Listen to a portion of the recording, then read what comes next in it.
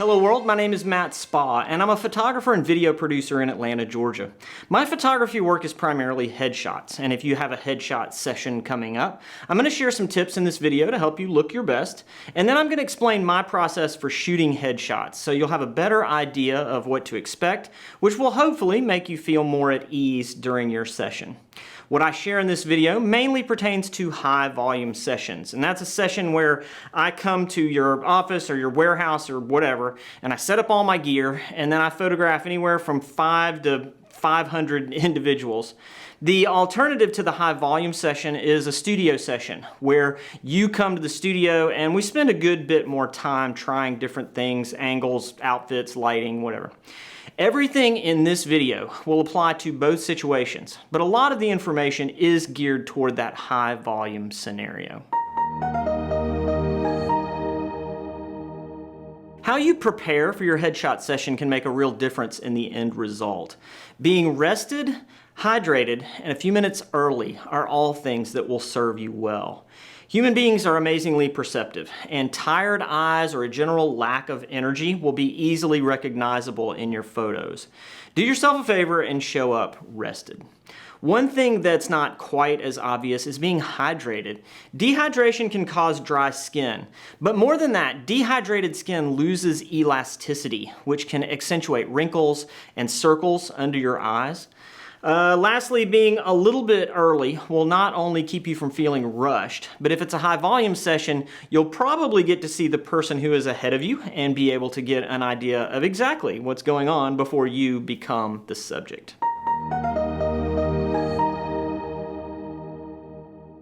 With regard to hair, makeup, what to wear, keep in mind that all of this is subjective. I'm sharing what I have found works best based on my experience of shooting hundreds of headshots, but you gotta be you. Like, in a minute I'm gonna say, take it easy on the makeup, but if you like to be done up, then do it up. It's important that you be yourself. So take my recommendations as guidelines that I have found work well in most situations, but be yourself. If you will have hair and makeup professionals at your session, consider yourself very fortunate. It is an additional expense, but it's totally worth it in my opinion. I've done them with and without, and if you can swing it, swing it. Whether or not you will have hair and makeup at your session, those who wear makeup should arrive made up as you normally would for work or a social event. And in my opinion, less is more. In almost every case, applying excessive amounts of makeup will create more problems than it solves. The main thing that we're trying to accomplish with makeup is reducing shine. These lights are pretty bright. We're also trying to produce like an even skin tone, and in some cases we're trying to hide temporary blemishes. A good photographer is going to make color adjustments in post-production that will almost always help to reduce skin tone variations. And temporary blemishes can be retouched out pretty easily. Reducing shine then is the primary goal, so you want to kind of take steps toward that end.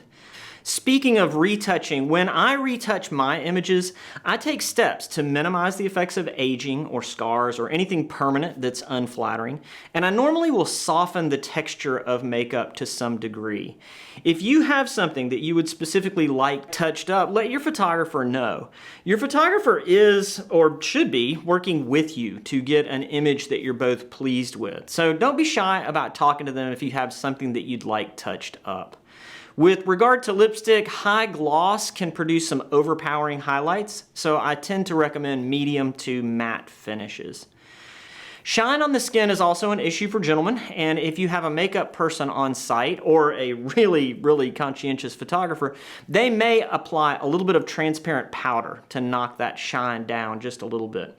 They may also use a touch of hairspray to keep your coif and or beard in check.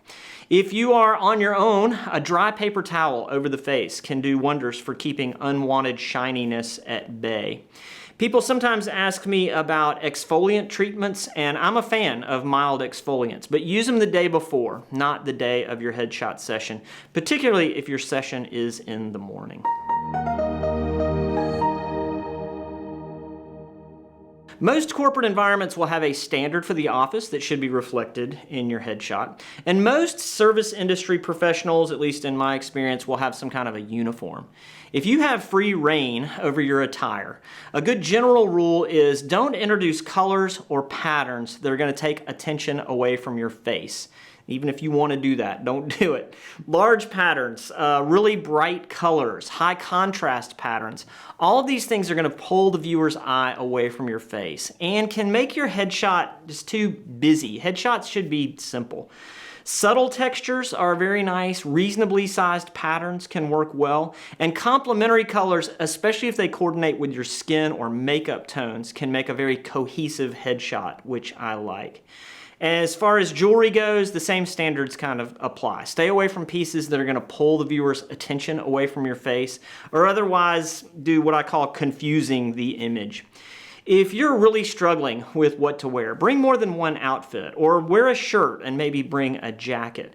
Given the opportunity, I assure you, your photographer will give you an opinion. I have people ask if they should wear their glasses. And if you wear glasses when you're interacting with other people, then wear your glasses. However, some glasses can be problematic. If you have pronounced lenses, they're going to reflect more light or pick up some glare. And some polarized or blue light filtering lenses make really weird colors that can be distracting. So if any of those characteristics are true of your lenses, be prepared for a little bit of extra time just to get lights adjusted, or maybe consider not wearing them if that's an option for you. Again, the general rule on all of these decisions that you make is to try to be yourself, but try and not overpower yourself, if that makes sense.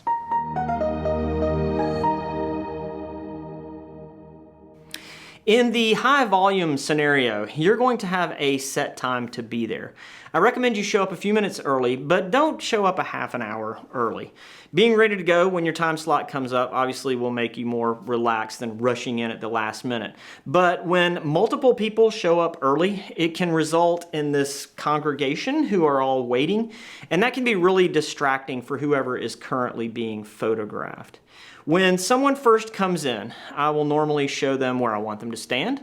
I'll show them where I want their shoulders to be and where their head should be facing. Once in place, there will be a main light in front of you, kind of up and off to the side.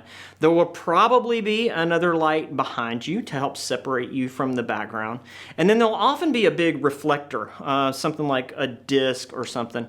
Basically, there's a bunch of stuff there, way more stuff than it seems like you should need just to do a simple headshot. And you're sitting there right in the middle of it. But fortunately, your only job is to sit there or stand there and to work with your photographer to get a pleasing shot.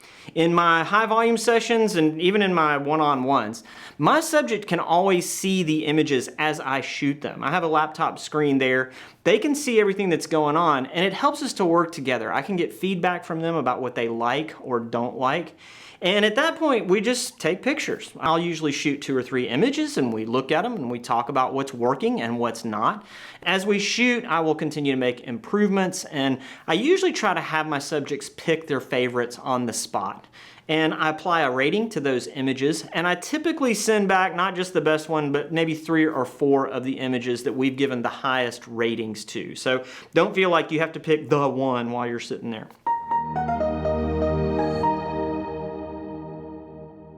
One last thing to mention on the session itself. When that first photo pops up, please don't exclaim, "I look horrible."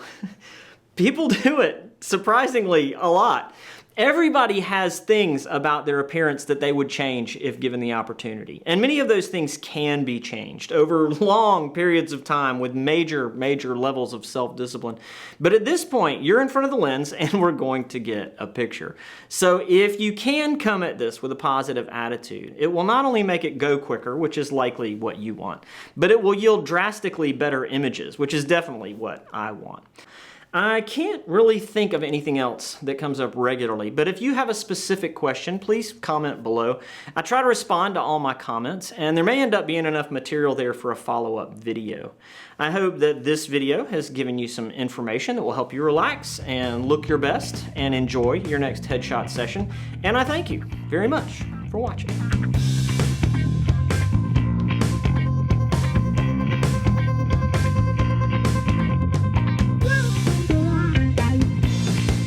you.